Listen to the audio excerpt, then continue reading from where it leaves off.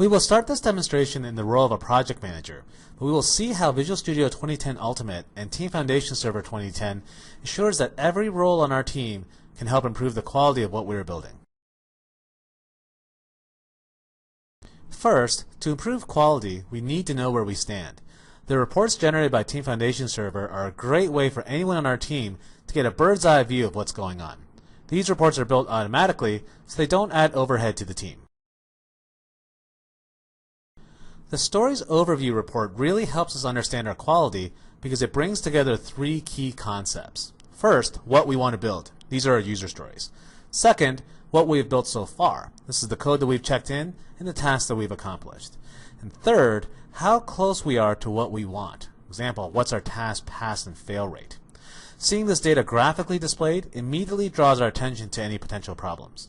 From this report, everything looks good. Let's look at things in more detail.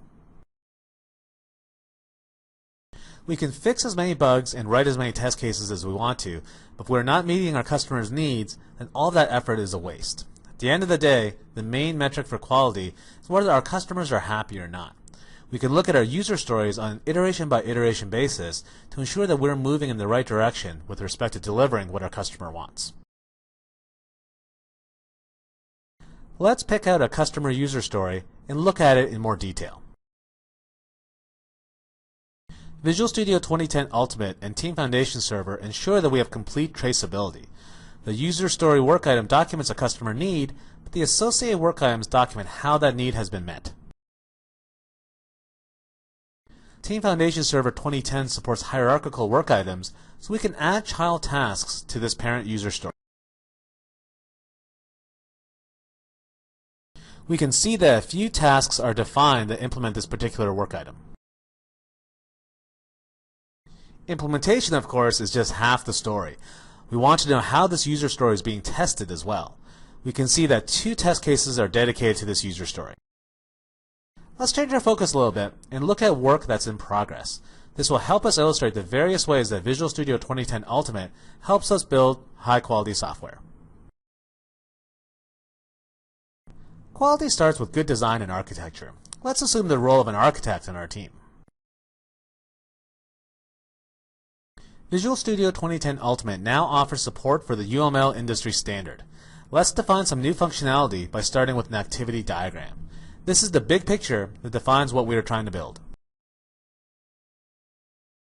With many tools, design artifacts are deprecated as soon as the coding starts. This isn't the case with Visual Studio 2010 Ultimate. Activity diagrams are living documents that evolve alongside our implementation.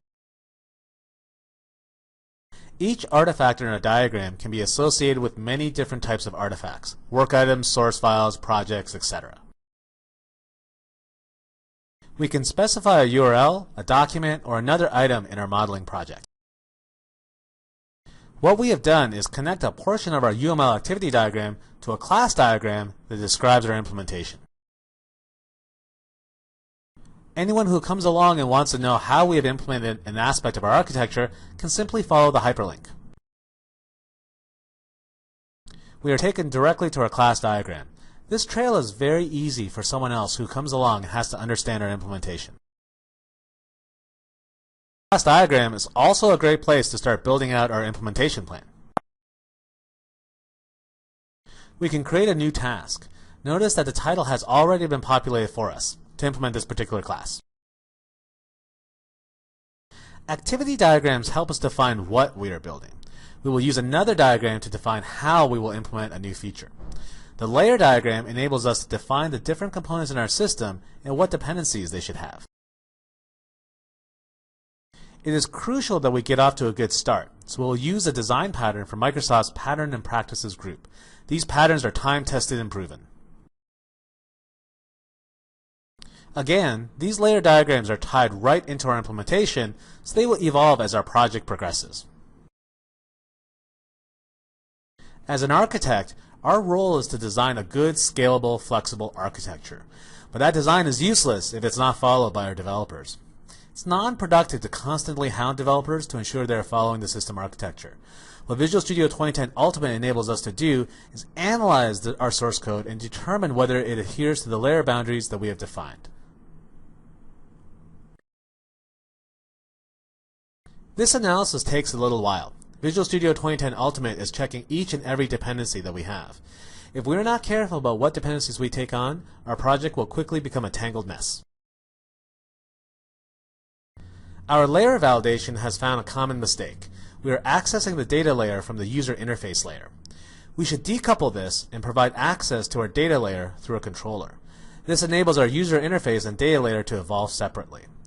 This helps raise our quality because we can isolate each component and test it separately. We will create a bug and have someone fix this problem later on. Let's continue. Visual Studio 2010 Ultimate helps us visualize large amounts of existing code as well. For example, the dependency diagram enables us to view an existing system and make changes carefully. Whether we are creating a new design from scratch or carefully augmenting an existing system, we can greatly increase our chances of success by committing ourselves to a quality design before we start our development. Given the solid foundation that we have started our project on, let's have a look at development. Let's assume the role of a developer.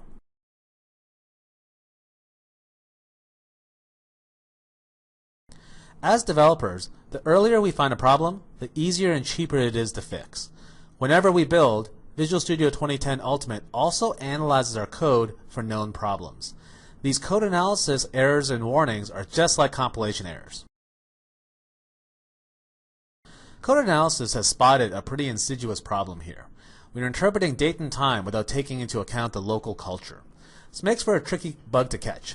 For example, if we rely on a date-time format like month, day, year, our code will most likely have a problem if the date time is specified as day, month, year instead, as it is in many other cultures. .NET has a simple solution, the invariant culture class. We were using it in the previous line, so the fix is straightforward. Software tends to stay around a long time, sometimes a lot longer than we initially anticipate. So in order to write high-quality software, we want to make sure our work is not more complicated than it needs to be so it can be maintained in the future. This is what these metrics help us evaluate. There are a number of metrics we can use to evaluate our code. If our code is overly complex or has too much inheritance, we will get a warning. It's crucial to fix those sorts of issues early on, otherwise we're just building a large code base that we cannot maintain. Code metrics and code analysis help us write higher quality code, but they don't evaluate functionality. This is where unit testing comes into play. Our first line of defense is the ability to quickly run a suite of unit tests. Unit tests are not a panacea by any means, but they often serve as good sanity checks. Visual Studio 2010 Ultimate has made a number of improvements to ensure that our tests execute as quickly as possible. Our tests pass, but that's not the whole story. We can use the integrated code coverage data that was gathered for us to look a level deeper. We can see exactly what lines of our code were addressed by our testing, and maybe more importantly, which lines were not. If we are not satisfied with our code coverage results, we can always do more testing. A coded UI test helps us do more scenario-focused testing, and that might drive up our code coverage. We don't have to build the coded UI test from scratch. We can leverage the work our testers have done. Each time our testers run a test case, their actions, their mouse clicks, keyboard strokes, etc., are recorded alongside that test case. When we select a test case, Visual Studio 2010 will build us a coded UI test from the actions recorded from the last run of that test case. Code will be generated for us that matches those actions. For example, this coded UI test will launch IE and drive the web application for us. This kind of scenario testing really helps our code coverage. The end users of our software will never know what our cyclomatic complexity is or how many unit tests passed or failed. However, the one aspect of quality that everyone, including end users, can easily evaluate is performance. A sluggish, memory-hogging application is never going to be thought of as high-quality software. This is another level of quality that Visual Studio 2010 Ultimate can help us verify. As we perform common end-user scenarios with our application, Visual Studio 2010 Ultimate will gather information about how our application is performing. Visual Studio 2010 Ultimate uses very sophisticated technology to ensure that while it is monitoring our application, it's not introducing any overhead that might taint the data. Once we have run through our scenarios, Visual Studio 2010 Ultimate will help us analyze our data. Even a short performance investigation can generate a large amount of data. That's why the visualization features in Visual Studio 2010 Ultimate are so critical. By combining histographs and actual views of our source code, we can spot a problem very easily. For example, we can see that this createUser method call is very expensive performance-wise. In many multi-tier web applications, the performance problems are caused by interactions between layers. For example, when the web tier makes a call into the database. The performance tools in Visual Studio 2010 Ultimate help us track down those interactions. Using the interaction view, we can see that our database calls are the most expensive performance-wise. This is where we should do our optimization. Oftentimes, saving a call to a database is the most effective way to improve the performance of an application. Let's assume we've made some optimizations, and we'll continue on. Everything we have done so far has been at the individual level. Now let's have a look at how we can ensure quality across our team. Whenever we check in our code, our changes are quarantined before they're introduced to the rest of our team's work. Our work will only be released from this quarantine if it can pass a gauntlet that typically contains code analysis and testing. This ensures that we are not introducing low-quality changes that could affect the rest of our team. Okay, now let's see what's available for our testers. We'll assume the role of a tester in our organization. Microsoft Test Manager is a dedicated tool for our testers. It is lightweight and does not even require Visual Studio.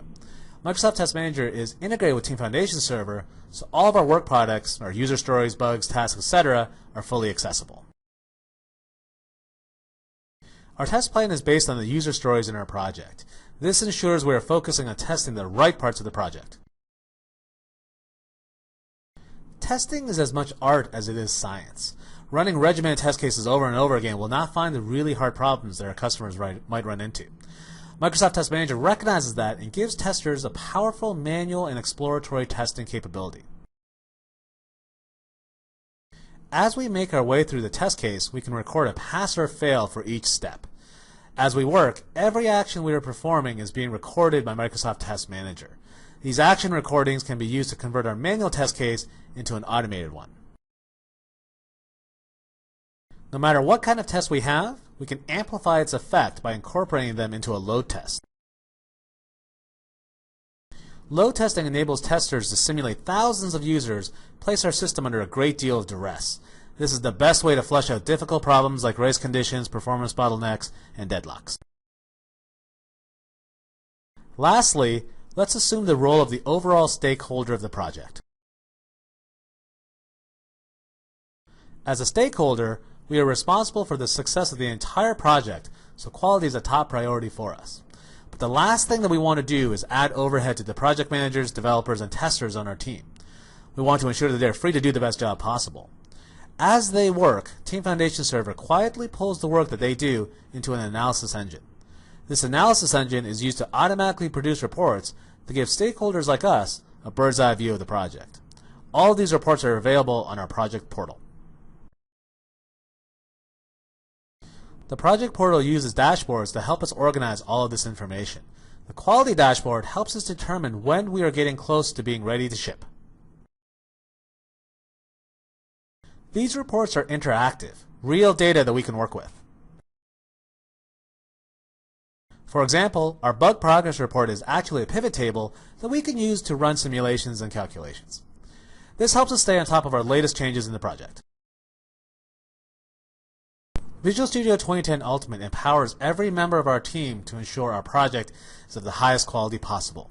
Project managers know exactly what has been planned and how it's been implemented. Developers have a wealth of sophisticated tools to ensure that they are crafting high-quality code. Testers can use a wide array of features and tools to push the systems they are testing to their boundaries and flush out deeply hidden bugs. Finally, stakeholders can keep a pulse on the project and keep it firmly on the path towards success.